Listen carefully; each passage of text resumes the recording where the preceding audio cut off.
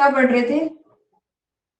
Gravitation, गुरुत्वाकर्षण, गुरुत्वाकर्षण। तो हमने इसमें क्या पढ़ा था? फ्री फॉल पढ़ा था। और हमने फॉर्मूले जो है न्यूटन का थर्ड लॉ है और ग्रेविटेशन के नियम को क्या किया था? कंपेयर किया था। और हमने दोनों ऐप को जब बराबर रखा था तो हमें एक फॉर्मूला मिला था। वो फॉर्मूला क्या था आपका? क्या आपको याद है? वो फॉर्मूला क्या था आपका? एक तो देखो आपने ये पढ़ा था G is equal to, sorry क्या था ये? F था। वैसे आप G इज इक्वल टू करके भी लिख सकते हो। F is equal to M1 into M2 by D square. और यहाँ पे हमने G लगाया था क्योंकि डायरेक्टली प्रोपोर्शनल को हमने हटा दिया था। और उसके आगे जब हमने दो फॉर्मूला को कंपेयर किया था, दूसरा फॉर्मूला क्या था? F is equal to MA, है ना?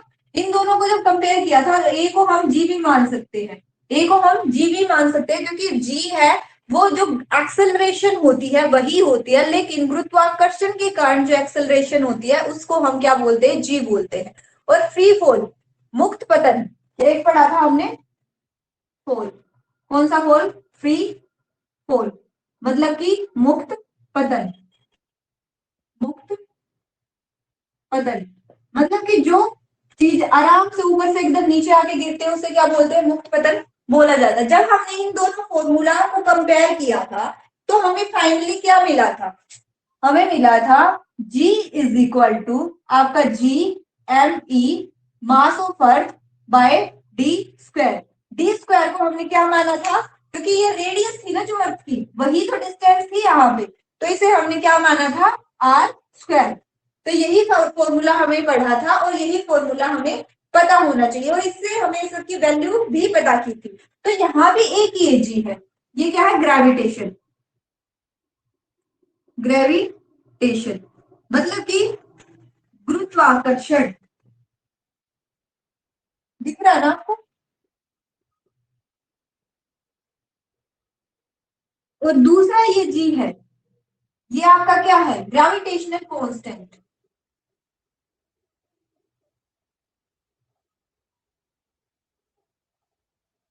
कांस्टेंट, गुरुत्वीय स्थिरांक। तो ये स्थिरांक।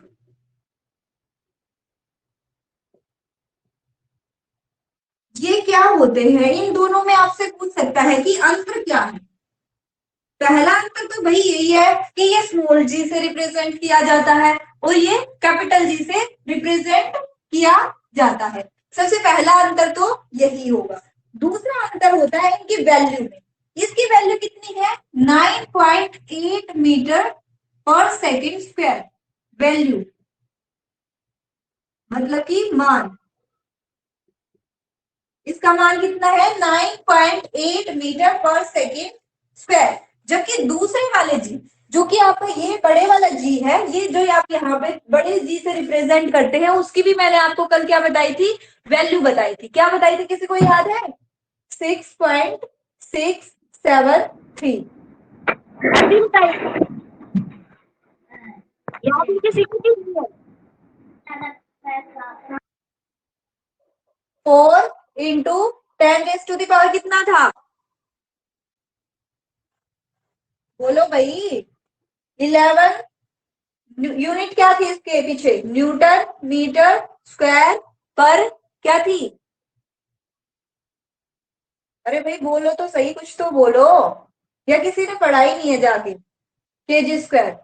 या फिर मैंने इसको बोला था कि आपको यहाँ पे 6.68 भी मिल सकता है। 6.68 भी मिल सकता है क्योंकि 7 से जब ऊपर 5 से जब ऊपर यूनिट चली जाती है तो हम उसे बड़े वाले में कैलकुलेट करने लग जाते हैं। या तो ये मिलेगा आपको या फिर ये मिलेगा। ठीक है, इसकी न्यूटन मीटर पर केजी स्क्वायर क्या है? यूनिट होती है उसकी। मीटर पर सेकंड स्क्वायर क्या होती है? यूनिट होती है। ये वेरी नहीं करती। ये क्या है? Gravitational constant. ये क्या होती है? स्थिर होती है, कांस्टेंट। ये क्या है आपकी? कांस्टेंट, ऑलवेज कांस्टेंट लिख लो इसे, हमेशा स्थिर होती है, क्योंकि ये नाम से ही बता रहा है कांस्टेंट, ऑलवेज कांस्टेंट, सदैव स्थिर।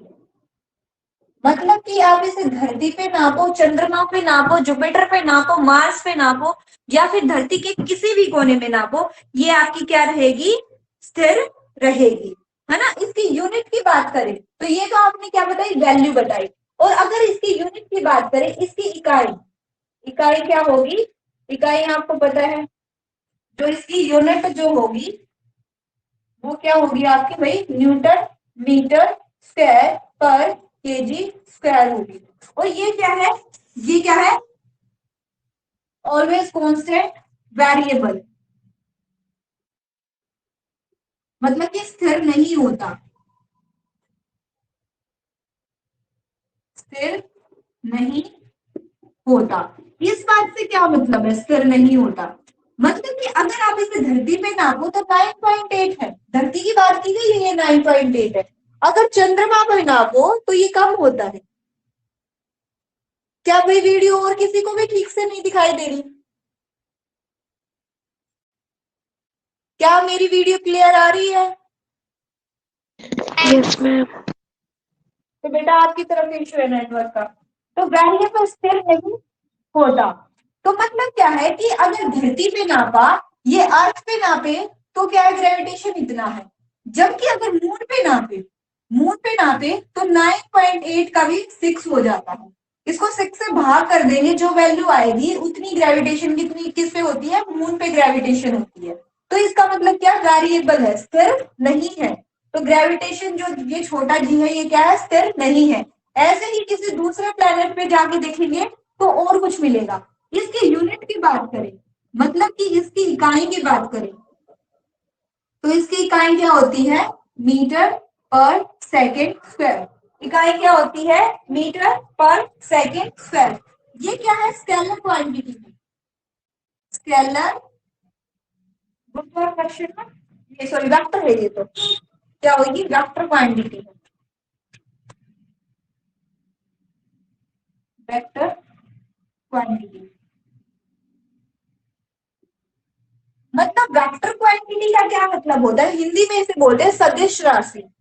क्या बोलते हैं, सदिश राशि। और इधर बात करें तो आपकी स्केलर क्वांटिटी है, अदिश राशि। बेटा आपकी तरफ नेटवर्क में इश्यू है, ये क्या है आपकी स्केलर क्वांटिटी,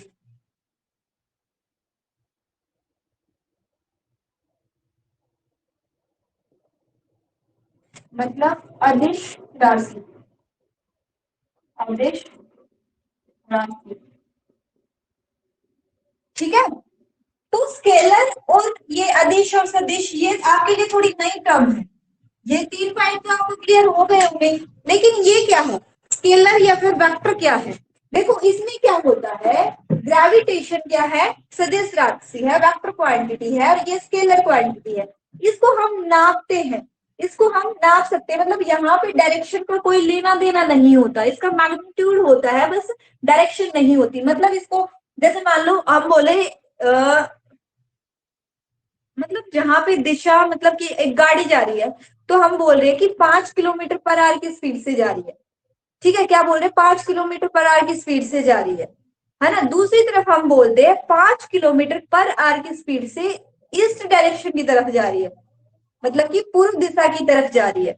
तो जब हम डायरेक्शन की जहां पे बात करते हैं, वो क्या होती है आपकी वेक्टर क्वांटिटी, वो क्या होती है, वेक्टर क्वांटिटी, मतलब सदिश राशि होती है। और जहां पे डायरेक्शन का कोई लेना देना नहीं होता, मतलब हमने बोला 5 किलोमीटर पर आवर की स्पीड से जा रही है, लेकिन हमने ये नहीं बोला कि पूर्व दिशा की तरफ जा रही है या पश्चिम दिशा की तरफ जा रही है, वो होती है अदिश राशि, मतलब कि स्केलर क्वांटिटी। और आपको पता है जो ये ग्रेविटेशन है, छोटा वाला जी है, ये हमेशा धरती की तरफ लगता है, मतलब आसमान से कोई भी चीज क्या है, धरती की तरफ गिरती है, मतलब एक पर्टिकुलर डायरेक्शन हो गई ना, तो इसकी क्या होगी, ये वेक्टर क्वांटिटी होगी, मतलब सदिश राशि होगी। क्योंकि ये जी है ये हर जगह समान है, चाहे कहीं पे भी चले जाए, किसी भी प्लेनेट पे चले जाए या धरती के किसी भी कोने पे चले जाए, इसमें डायरेक्शन का कोई लेना देना नहीं है। तो ये क्या है, स्केलर क्वांटिटी है, आपकी अदिश राशि है। जल्दी से इसे नोट डाउन कर लेंगे या स्क्रीनशॉट लेना वो ले लेंगे।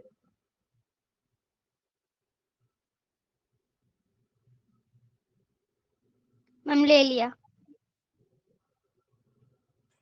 ले लिया।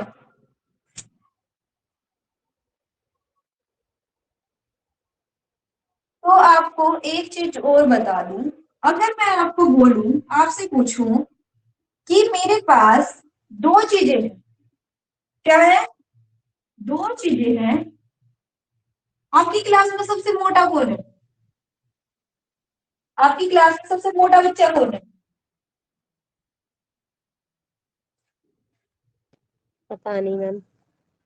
पता ही नहीं है, फिर भी थोड़ा भारी सा जो आपको लगता हो।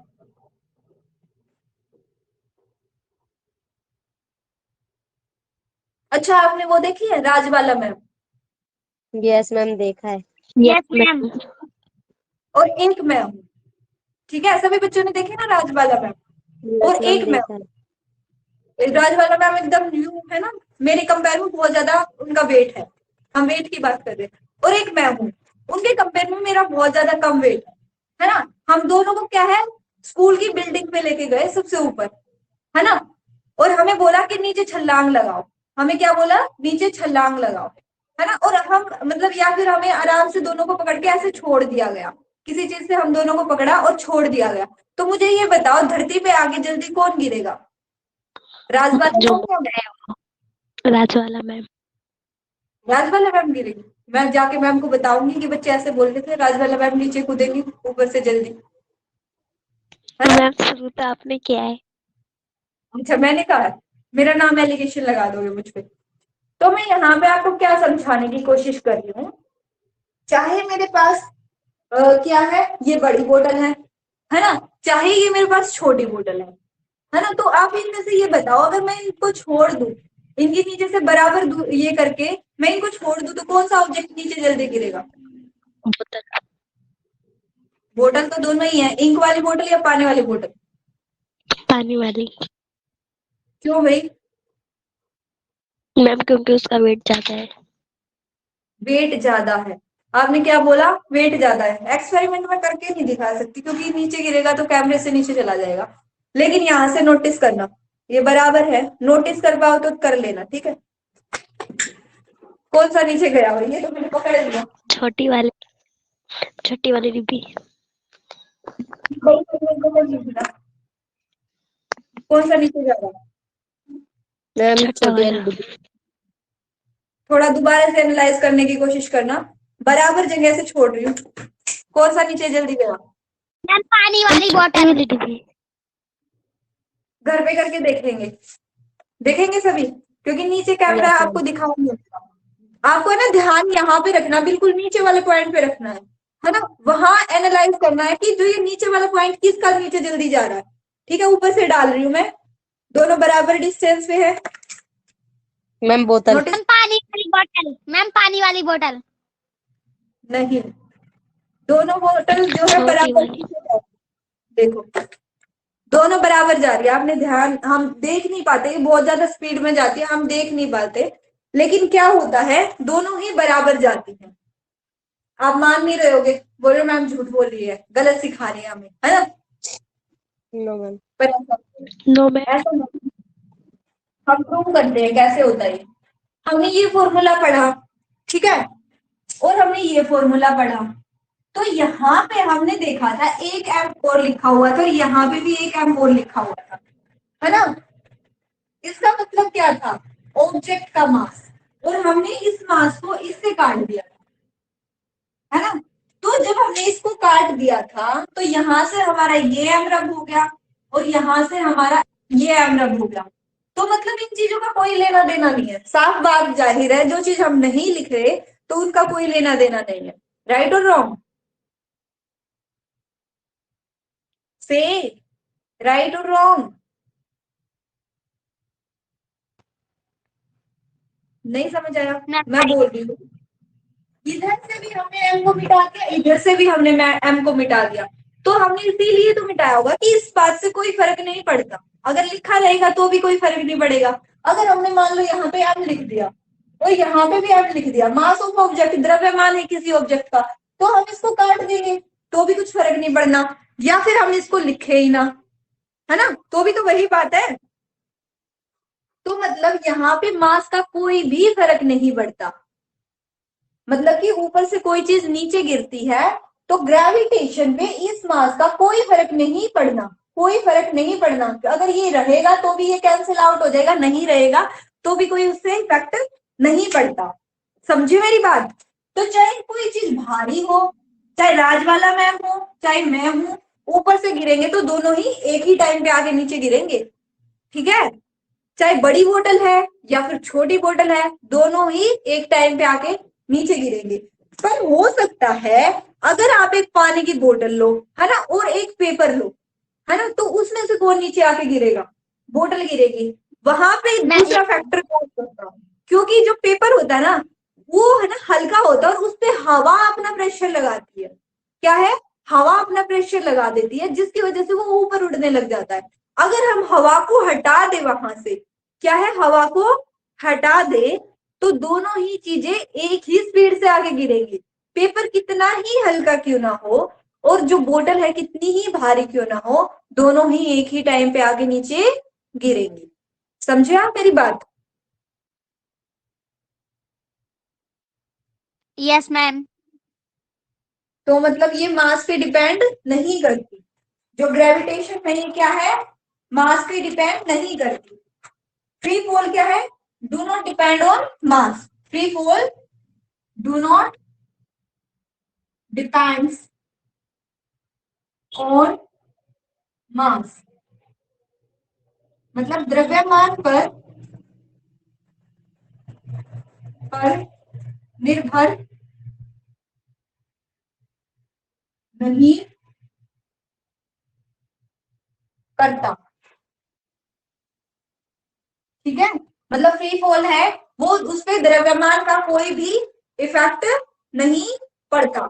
समझ गए मेरी बात? और यस मैंने मैम। आपको एक चीज और बोली थी, जो लास्ट लेक्चर है जो कि आपके पिछले वाले सेमेस्टर में आया था, वो पढ़ के आना है। तो कोई बच्चा पढ़ के आया उसे? क्या कोई बच्चा पढ़ के आया है? क्योंकि यहाँ पे अब यूज होगा उनका और आपको वो चीजें याद नहीं है। क्या करूं मैं आपका? मुझे पता है किसी बच्चे को याद नहीं होंगी। वहां पे हमने 3 फॉर्मूले पढ़े थे, 3 इक्वेशन पढ़ी थी। फॉर्मूले क्या बोले? इक्वेशन बोलते हैं उनको। किसी को याद है?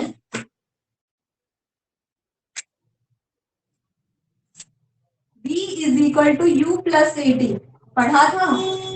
याद आ रहा है किसी को? Yes ma'am. S is equal to u t plus half a t square, याद आ रहा है किसी को?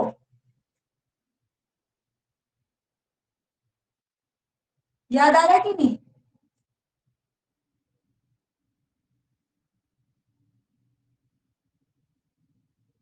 ये याद आ रहा है? ये 3 इक्वेशन मैंने बहुत ही डिटेल में पढ़ाई थी और 2 बार एक्सप्लेन की थी, अगर आपको याद हो तो। थोड़ा बहुत है किसी को याद? नहीं होगा तो अब आप मुझे ये बताइए, क्या मैं इस चैप्टर को आगे कंटिन्यू करूं या यहीं पे रोक दूं?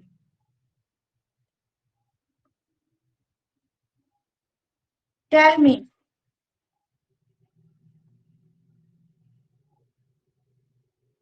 बोलो बेटा, माइक को अनम्यूट करके बोलो कोई। ईशा, क्या किया जाए भाई? मैम यही रोक दो, पहले पीछे का करेंगे फिर आगे बढ़ेंगे। ईशा,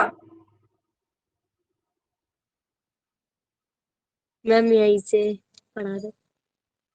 पढ़ा दूं यहीं से, और पुराना है उसका क्या करेंगे?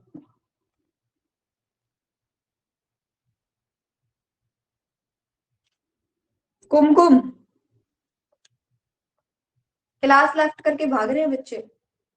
कुमकुम, क्या करें बेटा हम?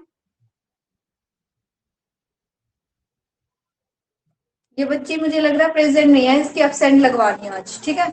जैनब, वो वाला ये इक्वेशन दोबारा करवा दो। ओ माय गॉड, ऐसे तो मैं बिल्कुल नहीं करने वाली भाई, क्योंकि मैंने ये करा रखा है और आपके पास रिकॉर्डेड है। दोबारा कराने से क्या होगा भाई? जब आपके बोलने से, जब मैंने 2 बार करा दिया था, तो अब दोबारा कराने से क्या होगा जब ये आपने नहीं किया तो? आप हैं तो बोल क्यों नहीं रहे बेटा? मेरे को क्या पता आप हैं। सुमाया, ये बताओ बेटा, जो ये इक्वेशन है क्या आपको याद है? और दीक्षा राठौर आप भी बताओ, जो मैंने ये पढ़ाई थी पिछले सेमेस्टर में, तो क्या आपको ये इक्वेशन याद है? सुमाया, सुमैया, सौम्या मैम। मैम सौम्या नाम है। सुम्या, SA करके है ये, एक ही साउंड नहीं आती। सुम्या, ओके। मैम बता दीक्षा, दें, उसका नाम तो सौम्या।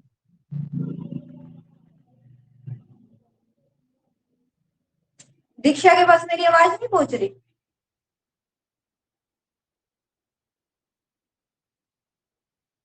तो आपको कैसे पता मैं बोल रही हूँ? हाँ, बेकार है मुझे। चलो मैं बता देती हूँ, पर पढ़ के आ जाओ भाई, पढ़ के आ जाओ, तभी आपको आगे की चीजें अच्छे से समझ आएंगी, क्योंकि नहीं करा सकती मैं उतनी डिटेल में दोबारा, क्योंकि इंटरेस्ट खत्म हो जाता है ऐसे बार बार एक ही चीज को बार बार रिपीट करते रहो, है ना। एक ही चीज को बार बार रिपीट करते रहो, इंटरेस्ट आना बंद हो जाता है फिर। तो यहाँ पे एक बात थी, इनिशियल होता है, एक होता है इनिशियल वेलोसिटी, आरंभिक वेग। मैम आपकी नेक्स्ट भैया आपकी तरफ से नेटवर्क में इश्यू है। आरंभिक वेग, जिसे हम यू से डिनोट करते हैं। एक होता फाइनल वेग, फाइनल वेलोसिटी, मतलब वी। अंतिम वेग, वेग, वी से डिनोट करते हैं। एस से डिनोट करते हैं डिस्टेंस को, मतलब कि आपकी दूरी को। और क्या बच गया यहाँ पे? टी, टी मतलब टाइम, टाइम मतलब कि टी, समय, ठीक है। अब आपको बोला जाए कोई वस्तु चलनी शुरू हुई है, तो मतलब आपको समझना है, वो बोला जाए कि कोई वस्तु 4 की स्पीड से चलना शुरू हुई है, 4 की स्पीड से चलना शुरू हुई है, तो आपको समझना कि वो आरंभिक वेग की बात कर रहा है ना। अगर आपको बोला जाए कि 4 की स्पीड से चल रही है, तो इसका मतलब है कि पहले वो रुकी हुई थी, 4 की स्पीड से चलना शुरू किया किसी ऑब्जेक्ट ने, तो मतलब वो पहले रुकी हुई थी तभी तो उसने शुरू किया, तो मतलब फाइनल वेग उसका क्या है? 4 है। समझ रहे हैं मेरी बात का अंतर?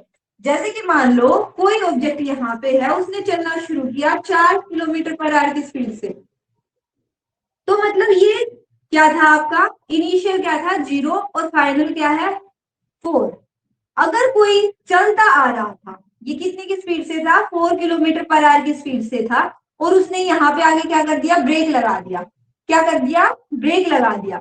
तो मतलब आपका u क्या होगा? 4, है ना। u क्या होगा? 4, है ना। और फाइनल मतलब कि v क्या होगा? 0, क्योंकि वो रुक गया है। v क्या होगा? 0। सबसे पहले आपको ये बात क्लियर होनी चाहिए, यहाँ पे डिस्टेंस s क्लियर होना चाहिए, है ना। और ऊपर टाइम है, टाइम आपको बताइए। तो अब हम बात करते हैं इस कॉन्टेक्स्ट को किससे? गुरुत्वाकर्षण से रिलेट करते हैं, कि ये कैसे रिलेट करता है ग्रेविटेशन से। 3 कॉन्सेप्ट बताए गए थे आपको, और आपसे क्वेश्चन की भी प्रैक्टिस कराई गई थी कि इन पे बेस्ड क्वेश्चन आ जाए तो आपको कैसे करने हैं। तो सबसे पहली जो बात है, कोई ऑब्जेक्ट है, वो क्या है? ऊपर से नीचे की तरफ गिर रहा है, मतलब कि कोई ऑब्जेक्ट है वो ऊपर से नीचे की तरफ गिर रहा है, मतलब धरती की तरफ आ रहा है। और यहाँ पे जो ये एक्सेलरेशन है, ये क्या है? एक्सेलरेशन है, मतलब कि आपका त्वरण है ना। तो जो हमें पता है, जब हम ग्रेविटेशन की बात करते हैं, उसी एक्सेलरेशन को हम क्या बोलते हैं? जी, है ना। क्योंकि जो ऊपर से नीचे वो गिर रहा है उसकी गति में परिवर्तन आ रहा है, वही एक्सेलरेशन है, लेकिन वो गुरुत्वाकर्षण के कारण आ रहा है, ग्रेविटेशन के कारण आ रहा है, तो उसे हम जी से रिप्रेजेंट करते हैं। तो इस फॉर्मूले को अगर हम ग्रेविटेशन में यूज करना चाहे तो कैसे करेंगे, V is equal to u plus g t, कि कोई ऑब्जेक्ट यहां से यहां गिर रहा है, मतलब इनिशियल है वो उसकी कोई वैल्यू होगी, फाइनल है वो उसकी कोई वैल्यू होगी, मतलब जो भी वैल्यू होगी, जीरो क्यों लिख रही हूं मैं, जो भी वैल्यू होगी, है ना, वो यहाँ पे आ जाएगी, है ना। ग्रेविटेशन आपको पता है जी आपका 9.8 होता है, और आपको बताया जाएगा ये यहाँ से यहाँ पे जो गिर रही है इसमें टाइम कितना लग रहा है, वो वैल्यू।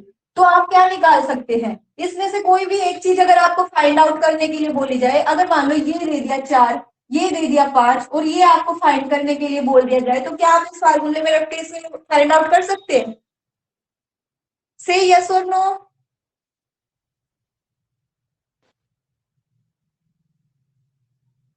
अरे बोलो बेटा, मैं बोल रही हूं, अगर आपको कोई बता दे कि प्रारंभिक वेग की वैल्यू 4 है ना, अंतिम वेग की वैल्यू क्या है 5 है, तो आप हमें बताओ टाइम कितना लगेगा उस चीज को? यस मैम, ठीक है, निकाल लेंगे। अगर आपको बोला जाए, अगर आपको बोला जाए, क्योंकि देखो अगर टाइम निकालना तो इसको कैसे निकालेंगे एक बार बता भी देती हूँ।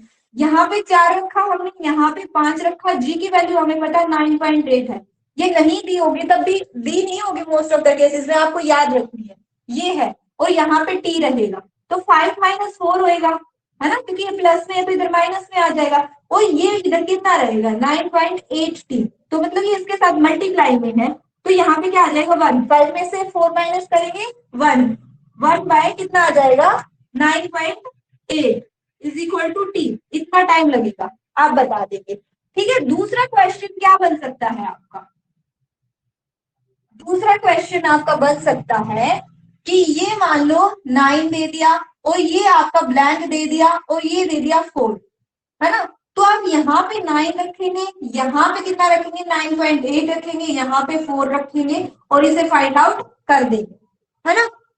अब ये आपकी भाई साइंस है, मैथ्स होता तो इतनी सिंपल सी बात थी, वो आपको ये नहीं बताएंगे कि यू की वैल्यू ये है, वी की वैल्यू ये है, वो आपको बोलेंगे कोई ऑब्जेक्ट रेस्ट से नीचे गिरना शुरू हुआ, रेस्ट मतलब आराम प्रस्त अवस्था में था, मतलब कि आराम प्रस्त अवस्था में था, तो आपको खुद से समझना है उसका यू क्या होगा, जीरो, यू क्या होगा, जीरो। अगर आपको जीरो यू की वैल्यू अगर आपको क्या दी गई, जीरो दी गई, तो ये क्या होगा, v is equal to g t नहीं हो जाएगा, v is equal to g t हो जाएगा आपका, है कि नहीं? से यस और नो? Yes ma'am. है ना, तो ऐसे ही अगर हम इसकी बात करें, इसकी बात करें, एस का मतलब यहाँ पे क्या है, डिस्टेंस, एस का मतलब यहाँ पे क्या है, डिस्टेंस।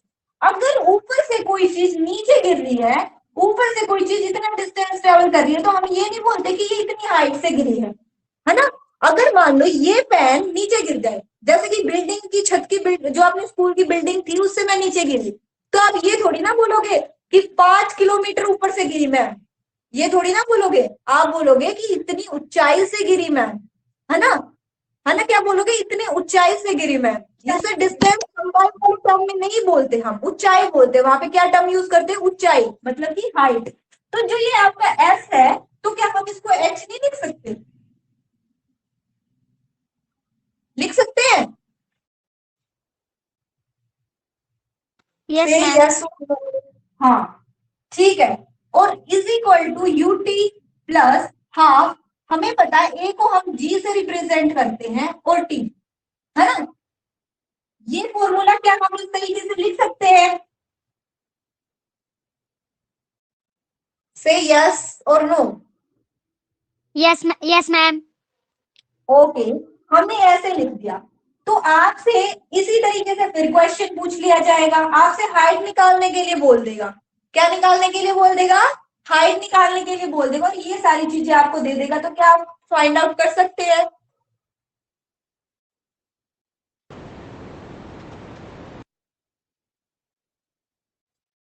आपको बोल दे इनिशियल वेलोसिटी 5 है, है ना। बस आपको यही दिया गया और टाइम दिया गया है 2 है।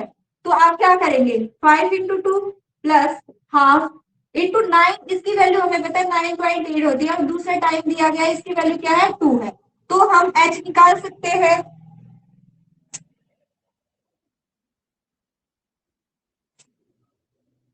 क्या हम h निकाल सकते हैं? Yes ma'am. क्या जनक के अलावा और कोई प्रेजेंट नहीं है क्लास में? नफीसा, क्या समझ आ रहा है आपको? नफीसा,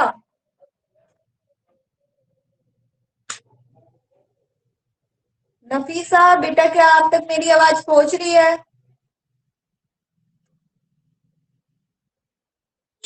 बोलो तो सही कुछ।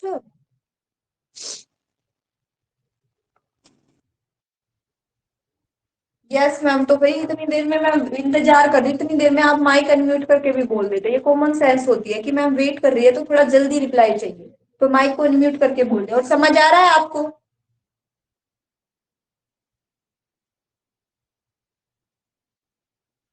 Yes ma'am. ठीक है, तो हम ऐसे फाइंड आउट कर सकते हैं। अगर मान लो ये आपको यू ना देता, यू के बजाय आपको एच दे देता, यहाँ पे आपको एच दे देता 5, है ना। तो यहाँ पे यू के प्लेस पे हम यू ही रखते, है ना, और यहाँ पे 5 रख देते, तो भी हम फाइंड आउट कर सकते थे इसकी वैल्यू। कैसे कर सकते थे? ये 5 है, इधर इस टर्म को क्या है प्लस में ले आते, प्लस में थी तो इस टर्म को क्या ले आते माइनस में ले आते। मैम मैम सुन लो। हाँ सुन लो, बोलो। मैम मैं जा रही हूँ वैक्सीन लगवाने स्कूल में। ओके ठीक है, जाओ। तो इसको क्या करेंगे, ये मल्टीप्लाई में था तो अगली बार में क्या आ जाएगा 5 1/2 इंटू 9.8 इंटू 2, और यहाँ पे किस में आ जाएगा, ये क्या आ जाएगा अपोन में आ जाएगा। तो हम इसको सॉल्व कर सकते हैं, यहां से हम u की वैल्यू भी निकाल सकते थे। ठीक है, यहां तक किसी को कोई डाउट?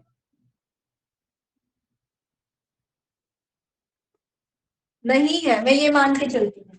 तो अगर यहाँ पे आपको बोल दिया जाए यहाँ इस u की वैल्यू क्या है 0 है, तो ये फॉर्मूला कैसे होगा h is equal to 0 into t plus half g t, है ना। तो जब 0 से किसी भी चीज को मल्टीप्लाई करते हैं तो वो क्या बन जाती है 0 बन जाती है। 0 half g t is equal to h, तो इसका मतलब h is equal to half g t होता। क्या होता हाफ जी टी होता, है ना। एक फॉर्मूला ये हुआ हमारा, एक फॉर्मूला ये हुआ हमारा इस चैप्टर से, और एक ये हुआ। फॉर्मूला क्या है, इन्हें इक्वेशन बोला जाता है अप्रोप्रिएटली आप बोलोगे तो। ठीक है, और आगे की बात करें,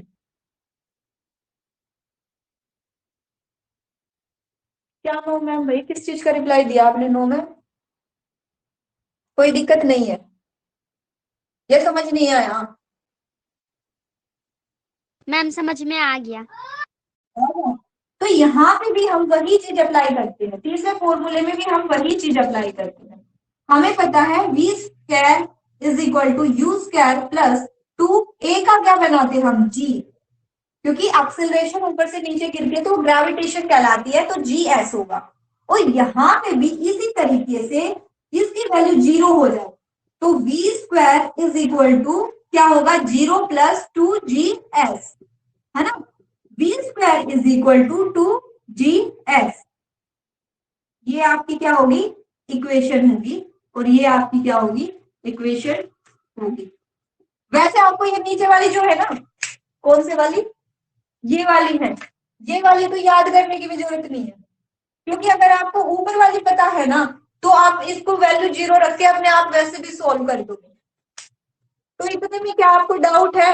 क्या आपको ये इक्वेशन समझ आ गई कैसे डिराइव हुई, और जो ये कैसे डिराइव हुई इसको देखने के लिए आपको पुराने लेक्चर देखने पड़ेंगे भाई। भले ही वो आपके इस सेमेस्टर में ना हो लेकिन आपको पढ़ना पड़ेगा वो, है ना। जब वो पढ़ोगे तभी आपको समझ आएगी वो इक्वेशन कैसे आई और उनसे ये इक्वेशन कैसे बनी। ठीक है, तो यहां तक किसी को कोई डाउट है? No ma'am. और किसी बच्चे को?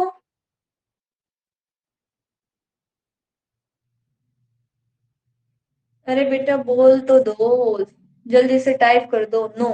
ठीक है, तो भैया आज की क्लास यहीं पे ओवर करते हैं। Tata bye bye, have a nice day. और अगर वैक्सीनेशन नहीं हुई है आपकी तो वैक्सीनेशन करा लो, और घर पे रहो, सुरक्षित रहो। और तो क्या ही बोलूं, यही बहुत है। और पढ़ते रहो।